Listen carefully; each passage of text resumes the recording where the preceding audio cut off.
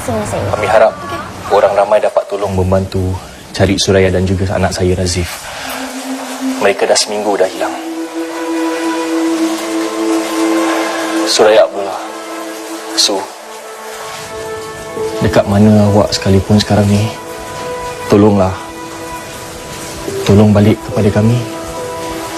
Kami sangat-sangat rindukan awak dan anak kita Razif.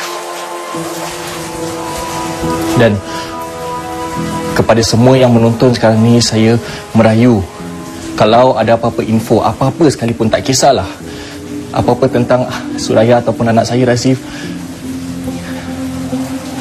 tolonglah. Tolong jangan teragak-agak untuk hubungi kami ataupun hubungi pihak polis. Tak kisahlah apa sekali info lokasi mereka ke, awak macam pernah nampak mereka pun, semua tu akan dapat membantu. Jadi saya merayu sangat, tolonglah.